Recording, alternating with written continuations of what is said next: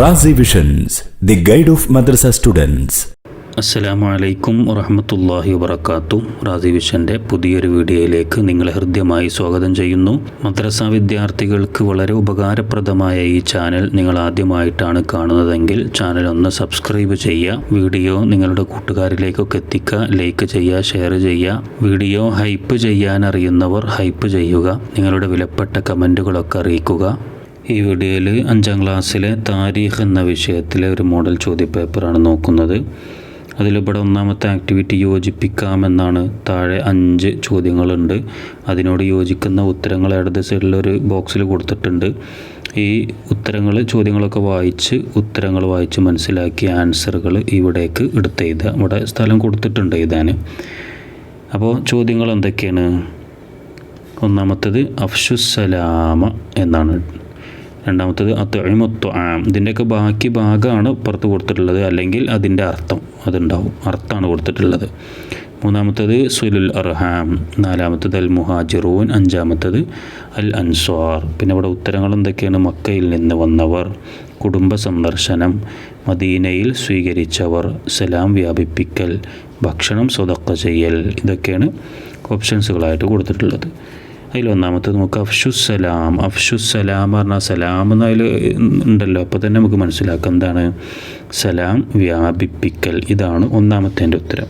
അപ്പോൾ നമുക്കതുകൂടെ എഴുതാം. അഫ്ഷുസ്സലാം, സലാം വ്യാപിപ്പിക്കൽ. സലാം വ്യാപിപ്പിക്കൽ എന്ന് എഴുതിയിട്ടുണ്ട്. രണ്ടാമത്തേത് അത്ഇമുത്ത്വാം. അതിൻ്റെ അർത്ഥം എന്താണ്? അത്ഇമുത്ത്വാം. ത്വാമൊക്കെ ഭക്ഷണമാണ്, നമുക്കറിയാലോ. അപ്പോൾ ഇതാ അവിടെ രണ്ടാമത്തേത് എന്താണ്? ഭക്ഷണം സ്വതക്ക ചെയ്യൽ. അപ്പോൾ അതവിടേക്ക് എഴുതാം, ഭക്ഷണം സ്വതക്ക ചെയ്യൽ. മൂന്നാമത്തേത് സുലുൽ അർഹാം. സുലുൽ അർഹാം അതാണ് അതിൻ്റെ ഉത്തരം, കുടുംബ സന്ദർശനം. അപ്പോൾ സുലുൽ അർഹാം എന്നുള്ളതിൻ്റെ നേരെ കുടുംബ സന്ദർശനം എന്ന് എഴുതാം. സുലുൽ അർഹാം, കുടുംബ സന്ദർശനം. നാലാമത്തേത് അൽ മുഹാജിറൂൻ. മുഹാജിറുകൾ എന്ന് പറഞ്ഞാൽ ആരാണ് അവിടെ ഉണ്ട്?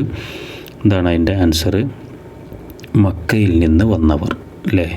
ഇനി അത് ചോദ്യമായിട്ട് കൊടുക്കുകയാണെങ്കിൽ അപ്പം അങ്ങനെ ഇതാ, മക്കയിൽ നിന്ന് വന്നവർക്ക് മുഹാജിറുകൾ എന്ന് പറയുന്നു. മുഹാജിറുകൾ എന്നാൽ ആരെയെന്ന് ചോദിക്കുകയാണെങ്കിൽ, അപ്പോൾ ഇനിയിവിടെ യോജിപ്പിക്കാനാണെങ്കിൽ അങ്ങനെ ഇതാ, മക്കയിൽ നിന്ന് വന്നവർ അവരാണ് മുഹാജിറുകൾ. ഇനി 5ാമത്തേത് അൽ അൻസ്വാറാണ്.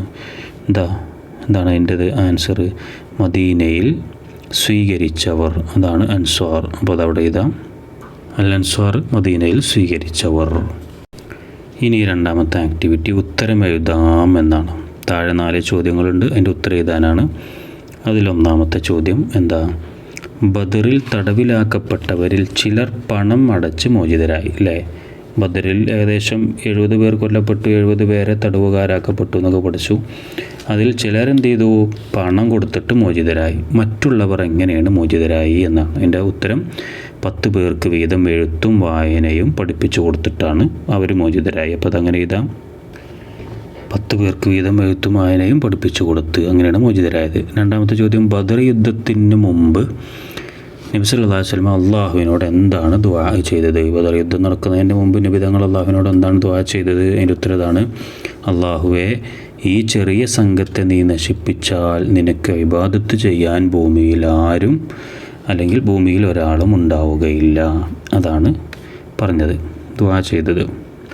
എന്താണ്? അള്ളാഹുവേ, ഈ ചെറിയ സംഘത്തെ നീ നശിപ്പിച്ചാൽ നിനക്ക് ഇബാദത്ത് ചെയ്യാൻ ഭൂമിയിൽ ഒരാളും ഉണ്ടാകില്ല. മൂന്നാമത്തേത് സ്വഹാബികളുടെ ലക്ഷ്യം എന്തായിരുന്നു? ഈ ബദർ യുദ്ധവുമായി ബന്ധപ്പെട്ട് ഇതിലാണ് പറയുന്നത്. സ്വഹാബികളുടെ ലക്ഷ്യം എന്തായിരുന്നു? അള്ളാഹുവിൻ്റെയും നബി സല്ലല്ലാഹു അലൈഹി വസല്ലമയുടെയും തൃപ്തിയും ദീനിൻ്റെ ഇസ്സത്തുമായിരുന്നു സ്വഹാബികളുടെ ലക്ഷ്യം അല്ലേ? യുദ്ധം മുൻനിർത്തിയിട്ടെന്നല്ല, സ്വഹാബികളുടെ ലക്ഷ്യം എപ്പോഴും അതുതന്നെയായിരുന്നു. അള്ളാഹുവിൻ്റെയും നബി സല്ലല്ലാഹു അലൈഹി വസല്ലമയുടെയും തൃപ്തിയും ദീനിൻ്റെ ഇസ്സത്തും. അങ്ങനെ ചെയ്താൽ മതി. നാലാമത്തേത് മദീനയിലെ പ്രധാന ജൂതഗോത്രങ്ങൾ ഏതെല്ലാം? മദീനയിലെ പ്രധാന ജൂതഗോത്രങ്ങൾ ഏതൊക്കെ? ഒരു 3 ഗോത്രങ്ങളുണ്ടായിരുന്നു. ഒന്ന് ബനു ഖൈനുഖ ആണ്, പിന്നെ മറ്റൊന്ന് ബനു ഖുറൈള, മറ്റൊന്ന് ബനു നളീർ. ബനു ഖൈനുഖ, ബനു ഖുറൈള, ബനു നളീർ. ഇനി ഔസ് ഖസറജ് അത് മുസ്ലിം ഗോത്രങ്ങളാണ്, അൻസാറികളായ ഗോത്രങ്ങളാണ്. അപ്പോൾ അതുകൊണ്ട് അങ്ങോട്ടും ഇങ്ങോട്ടും മാറാതിരിക്കാൻ ശ്രദ്ധിക്കണം. ജൂതഗോത്രങ്ങൾ എന്ന് പറഞ്ഞാൽ അത് മനസ്സിലാക്കിയെടുക്കാൻ തുടക്കത്തിലൊക്കെ ബനു എന്നുണ്ട്, മറ്റേത് അത് ഇല്ല എന്ന് ഒന്ന് ശ്രദ്ധിച്ചാൽ മതി. ഇനി മൂന്നാമത്തെ ആക്ടിവിറ്റി, ആര് ആരോട് പറഞ്ഞു എന്ന് എഴുതാം. ആര് ആരോട് പറഞ്ഞു. അതിലൊന്നാമത്തെ എന്താണ്? അള്ളാഹു നിങ്ങളെ അനുഗ്രഹിക്കട്ടെ, നിങ്ങൾ എനിക്ക് മദീനയിലെ മാർക്കറ്റ് കാണിച്ചു തന്നാൽ മതി. ഇതാര് പറഞ്ഞതാണ്? അബ്ദുറഹ്മാൻ ബിൻ ഔഫ് റളിയല്ലാഹു അൻഹു. ആരോട് പറഞ്ഞതാ? സഅദ് ബിൻ റബീ റളിയല്ലാഹു അൻഹുവിനോട് പറഞ്ഞതാണ് അല്ലേ. അബ്ദുറഹ്മാൻ ബിൻ ഔഫ് റളിയല്ലാഹു അൻഹു സഅദ് ബിൻ റബീ റളിയല്ലാഹു അൻഹുവിനോട് പറഞ്ഞതാണത്. ഇനി രണ്ടാമത്തെ എന്താ? ഒരു പള്ളി പണിയാൻ പറ്റുന്ന ഭൂമി കാണിച്ചു തരൂ. ഒരു പള്ളി പണിയാൻ പറ്റുന്ന ഭൂമി കാണിച്ചു തരൂ. അത് പറഞ്ഞത് നബി സല്ലല്ലാഹു അലൈഹി വസല്ലം തങ്ങളാണ്. പിന്നെ അത് മദീനക്കാരോട് എന്ന് പറയാം, അല്ലെങ്കിൽ പിന്നെ ആ സ്ഥലം കൊടുത്ത ബനു നജ്ജാർ ഗോത്രക്കാരോട്, അങ്ങനെ രണ്ട് എഴുതിയാലും അതിൻ്റെ ആൻസറാണെന്ന് നമുക്ക് വിചാരിക്കാം. ഞാനിവിടെ മദീനക്കാരോട് എന്ന് പറയാണ്, അല്ലെങ്കിൽ ബനു നജ്ജാർ, അതാണ് ആ ഗോത്രക്കാർ, സ്ഥലം കൊടുത്ത ഗോത്രക്കാരതാണ്. അപ്പോൾ അങ്ങനെ ചെയ്താൽ ബനു നജ്ജാർ ഗോത്രക്കാരോട്. ഇനി അടുത്ത നാലാമത്തെ ആക്ടിവിറ്റി, 2 വീതം എഴുതാം. ഇവിടെ 3 ചോദ്യങ്ങളുണ്ട്, അതിനൊക്കെ 2 ഉത്തരങ്ങൾ എഴുതി കൊടുക്കണം. അതിലൊന്നാമത്തെ ചോദ്യം, മദീന പള്ളി നിസ്കാരത്തിന് പുറമെ ഉപയോഗപ്പെടുത്തിയ മറ്റു കാര്യങ്ങൾ. മദീന പള്ളി നിസ്കരിക്കാൻ മാത്രമല്ല മറ്റു കാര്യങ്ങൾക്ക് ഉപയോഗപ്പെടുത്തിയിരുന്നു. അത് നമ്മൾ രണ്ടാമത്തെ പാഠത്തിൽ പറയുന്നുണ്ടല്ലേ. മുസ്ലിങ്ങൾക്ക് ഇബാദത്തിനായി ഒത്തുകൂടാനും ദീൻ പഠിക്കാനും, പിന്നെ അതേപോലെ തന്നെ നബി സല്ലല്ലാഹു അലൈഹി വസല്ലമയുമായി കാര്യങ്ങൾ പരസ്പരം കൂടിയാലോചിക്കാനും, ഇങ്ങനെ 2-3 കാര്യങ്ങൾക്കാണ്. അപ്പോൾ അതിൽ 2 എണ്ണമാണ് ഇവിടെ എഴുതേണ്ടത്. ഞാനിവിടെ 2 കാര്യങ്ങൾ, ഇബാദത്തിനായി ഒത്തുകൂടാൻ, ദീൻ പഠിക്കാൻ, ഈ 2 കാര്യങ്ങളാണ് എഴുതിയിട്ടുള്ളത്. ഇവിടെ നിസ്കാരത്തിൻ്റെ പുറമേ എന്ന് പറഞ്ഞതുകൊണ്ട്, ക്വസ്റ്റ്യനിൽ പറഞ്ഞതുകൊണ്ട് വേണമെങ്കിൽ ഇബാദത്തിനായി ഒത്തുകൂടാൻ എന്നുള്ളത് മാറ്റിയിട്ട് ദീൻ പഠിക്കാൻ എന്നുള്ളതൊന്നും, പിന്നെ കാര്യങ്ങൾ പരസ്പരം കൂടിയാലോചിക്കാൻ എന്നുള്ളത് രണ്ടാമതായിട്ടും അങ്ങനെ വേണമെങ്കിൽ എഴുതാം. രണ്ടാമത്തത്, അൻസ്വാറുകൾക്കും മുഹാജിറുകൾക്കും ഇടയിൽ സാഹോദര്യ ബന്ധം ഉണ്ടാക്കിയ കാരണത്താലുള്ള നേട്ടങ്ങൾ. അൻസ്വാറുകൾക്കും മുഹാജിറുകൾക്കും ഈ 2 കൂട്ടർ സ്വഹാബികൾക്കും ഇടയിൽ നബി തങ്ങൾ സാഹോദര്യ ബന്ധം ഉണ്ടാക്കിയല്ലോ, അതുകൊണ്ടുണ്ടായ ഗുണങ്ങൾ, നേട്ടങ്ങൾ എന്തൊക്കെയാണ് എന്ന് 2 എണ്ണം എഴുതാനാണ്. അത് 13-ാമത്തെ പേജിൽ, അഥവാ 3-ാമത്തെ പാഠം 13-ാമത്തെ പേജിൽ പറയുന്നുണ്ട്. എന്തൊക്കെയാണ്? പരോപകാരവും സ്നേഹവും വ്യാപിച്ചു, അഭയം തേടി വരുന്നവരുടെ ദാരിദ്ര്യവും വിവേചനവും ഇല്ലാതാക്കി, എല്ലാവർക്കും സുരക്ഷിതത്വം ഉറപ്പാക്കി, പിന്നെ കച്ചവടത്തിലും കൃഷിയിലുമുള്ള സഹകരണം, എല്ലാവർക്കും സാമ്പത്തിക അഭിവൃദ്ധി നൽകി. ഇങ്ങനെ കുറേ നേട്ടങ്ങൾ ഉണ്ടായിട്ടുണ്ട്. അതിൽ ഏറ്റവും എളുപ്പമുള്ള 2 എണ്ണം ഞാനിവിടെ ഇതാണ്. എന്തൊക്കെയാണ് 2 എണ്ണം ഇവിടെ എഴുതിയത്? പരോപകാരവും സ്നേഹവും വ്യാപിച്ചു, എല്ലാവർക്കും സുരക്ഷിതത്വം ഉറപ്പാക്കി. നിങ്ങൾക്ക് ഇഷ്ടമുള്ളത് എഴുതാം, ഞാനിവിടെ 2 എണ്ണം എഴുതിയെന്ന് മാത്രം. അടുത്തത് 3-ാമത്തെ ചോദ്യം, മദീന കരാർ കൊണ്ടുണ്ടായ പ്രധാന നേട്ടങ്ങൾ എന്തെല്ലാം? മദീന കരാർ അതുകൊണ്ടുണ്ടായ പ്രധാന നേട്ടങ്ങൾ എന്തെല്ലാം? അത് പിന്നെ 16-ാമത്തെ പേജിലൊക്കെ പറയുന്നുണ്ട്. മദീന സുരക്ഷിതത്വവും നിറഞ്ഞ ഒരു സ്ഥലമായി മാറി, ഭയപ്പെടാതെ ജീവിക്കാൻ പറ്റുന്ന പ്രദേശമായി അല്ലേ. ആളുകൾ ബഹുമാനത്തോടും സഹകരണത്തോടും ജീവിച്ചു, എല്ലാവർക്കും അവകാശങ്ങളും കടമകളും ഉറപ്പാക്കാൻ ഈ കരാറിന് സാധിച്ചു. അങ്ങനെ കുറേ കാര്യങ്ങൾ പറയുന്നുണ്ട്. അതിൽ നിന്ന് ഏതെങ്കിലും 2 എണ്ണം എഴുതാം. ഞാനിവിടെ എഴുതിയിട്ടുള്ളത് സുരക്ഷിതത്വം നിറഞ്ഞ ഒരു സ്ഥലമായി, ഭയപ്പെടാതെ ജീവിക്കാൻ പറ്റുന്ന പ്രദേശമായി. ഇനി അടുത്തത് 5-ാമത്തെ ആക്ടിവിറ്റി, അർത്ഥം എഴുതാം എന്നാണ്. അതിലൂടെ ഒരു ചോദ്യമാണ് കൊടുത്തിട്ടുള്ളത്. എന്താണ്? അല്ലാഹുമ്മ ലാ ഐഷ ഇല്ലാ ഐഷുൽ ആഖിറ ഫഗ്ഫിർ ലിൽ അൻസ്വാരി വൽ മുഹാജിറ. അങ്ങനെയാണുള്ളത്. എന്താണ് അതിൻ്റെ അർത്ഥം? അല്ലാഹുവേ, പരലോക ജീവിതമല്ലാതെ ഒരു ജീവിതമില്ല, അൻസ്വാറുകൾക്കും മുഹാജിറുകൾക്കും പുറത്തു കൊടുക്കണമേ എന്നാണ്.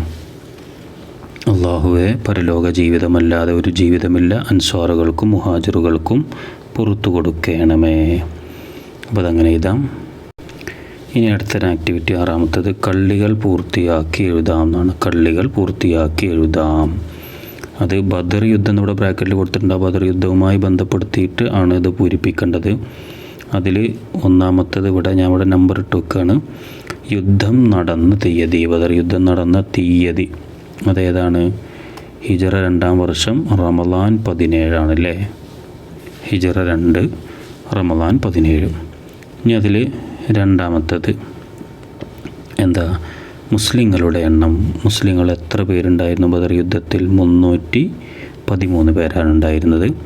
പിന്നെ മൂന്നാമത്തത് ശത്രുക്കളുടെ എണ്ണം. ശത്രുക്കളുടെ എണ്ണം എത്ര? 1000 പേരുണ്ടായിരുന്നു ശത്രുക്കൾ. ഞാനിവിടെ അക്കത്തിലാണ് എഴുതുന്നത്, നിങ്ങൾക്ക് അക്ഷരത്തിൽ എഴുതാം. അക്കത്തിൽ എഴുതുമ്പോൾ 2, 3, 4, പിന്നെ 2, 6, 7, 8 അതൊക്കെ അങ്ങോട്ടും ഇങ്ങോട്ടൊന്നും മാറാതിരിക്കുക, നല്ലോണം ശ്രദ്ധിക്കണം. അത് മാറിയാൽ അതിൻ്റെ മാർക്കൊക്കെ പോവും, അക്കം മാറുമല്ലോ, അപ്പോൾ അത് ശ്രദ്ധിക്കുക. 4 ശുഹദാക്കൾ. ശുഹദാക്കൾ എന്ന് പറഞ്ഞാൽ എത്ര ആളുകൾ ഷഹീദായി? ഈ ബദർ യുദ്ധത്തിൽ 14 സ്വഹാബികളാണ് ഷഹീദായത്. പിന്നെ അഞ്ചാമത്തത് കൊല്ലപ്പെട്ട ശത്രുക്കളാണ്. എത്ര? 70 ശത്രുക്കൾ കൊല്ലപ്പെട്ടിട്ടുണ്ട്. 70. അപ്പോൾ ഈ പട്ടിക അങ്ങനെ പൂരിപ്പിക്കാം. ഇനി അടുത്തൊരു ആക്ടിവിറ്റി ഇവിടെ ഏഴാമത്തത് യോജിപ്പിക്കാം എന്ന് പറഞ്ഞിട്ട് 2 കള്ളികൾ കൊടുത്തിട്ടുണ്ട്. ആദ്യത്തെ കള്ളിയിൽ ജൂത പണ്ഡിതൻ അബ്ദുറഹ്മാൻ ബിൻ ഔഫ് റളിയല്ലാഹുവിൻ്റെ സഹോദരൻ മദീനയിൽ പള്ളി പണിയാനുള്ള സ്ഥലത്തിൻ്റെ പണം നൽകി മദീനയിൽ നബി സല്ലല്ലാഹു അലൈഹി വസല്ലം താമസിച്ച വീട്. ഇടത് സൈഡിൽ സിദ്ദീഖ് റളിയല്ലാഹു അൻഹു, അബൂ അയ്യൂബ് അൽ അൻസാരി, സഅദ് ബിൻ റബീ റളിയല്ലാഹു അൻഹു, അബ്ദുല്ലാഹ് ബിൻ സലാം ഇങ്ങനെ കൊടുത്തിട്ടുണ്ട്. അത് ഞാനിവിടെ നിങ്ങൾക്ക് ഉത്തരം കാണിച്ചു തരാം. ചിലപ്പോൾ പരീക്ഷകൾക്ക് വരുമ്പോൾ അവിടെ എഴുതാനുള്ള സ്ഥലമൊക്കെ ഉണ്ടായിരിക്കും. നമുക്കിവിടെ ഒന്ന് ജസ്റ്റ് നമ്പർ ഇടുക. അതാണ് ഒന്നാമത്തത്, ജൂത പണ്ഡിതൻ. ആരാണ് ജൂത പണ്ഡിതൻ? ഇതാണ് എൻ്റെ ആൻസർ, അബ്ദുല്ലാഹി ബിൻ സലാം. അപ്പോൾ ഇതാണ് 1ൻ്റെ ഉത്തരം. ഇനി 2, അബ്ദുറഹ്മാൻ ബിൻ ഔഫ് റളിയല്ലാഹുവിൻ്റെ സഹോദരൻ. ഞാൻ നേരത്തെ പറഞ്ഞിരുന്നു അല്ലേ, ആരോട് പറഞ്ഞു എന്നുള്ളൊരു ക്വസ്റ്റ്യൻ അതിൻ്റെ ആൻസർ പറഞ്ഞിരുന്നു. എൻ്റെ ആൻസർ ഇതാണ്, സഅദ് ബിൻ റബീ റളിയല്ലാഹു അൻഹു. ഇതാണ് 2. ഇനി മൂന്നാമത്തത് എന്താ? മദീനയിൽ പള്ളി പണിയാനുള്ള സ്ഥലത്തിൻ്റെ പണം നൽകിയത്. ആരാണ് പണം നൽകിയത്? അത് സിദ്ദീഖ് റളിയല്ലാഹു അൻഹു ആണ് പണം നൽകിയത്. അപ്പോൾ അതിവിടെ സിദ്ദീഖ് റളിയല്ലാഹു അൻഹു എന്ന്, അതാണ് അതിൻ്റെ ആൻസർ. അത് മൂന്നാമത്തെ ആൻസർ. പിന്നെ നാലാമത്തത് മദീനയിൽ നബി സല്ലല്ലാഹു അലൈഹി വസല്ലം താമസിച്ച വീട്. മദീനയിൽ നബി തങ്ങൾ ആരുടെ വീട്ടിലാണ് താമസിച്ചത്? ഇതാണ് അതിൻ്റെ ആൻസർ, അബൂ അയ്യൂബുൽ അൻസാരി റളിയല്ലാഹു അൻഹുവിൻ്റെ. അപ്പോൾ ഇവിടെ 4 എന്നിടാം. ഈ വീഡിയോ ഇവിടെ അവസാനിക്കുകയാണ്. മദ്രസ വിദ്യാർത്ഥികൾക്ക് ആവശ്യമായ എല്ലാവിധ വീഡിയോകളും നമ്മുടെ ചാനലിലുണ്ട്. നിങ്ങളുടെ ആവശ്യങ്ങൾക്കനുസരിച്ച് അത് ഉപയോഗപ്പെടുത്താവുന്നതാണ്. ഈ പരീക്ഷയിൽ നിങ്ങൾക്ക് നല്ല മാർക്ക് അള്ളാഹു പ്രദാനം ചെയ്യട്ടെ എന്ന് പ്രാർത്ഥിക്കുന്നു. അസ്സലാമു അലൈക്കും വറഹ്മത്തുള്ളാഹി വബറകാതുഹു.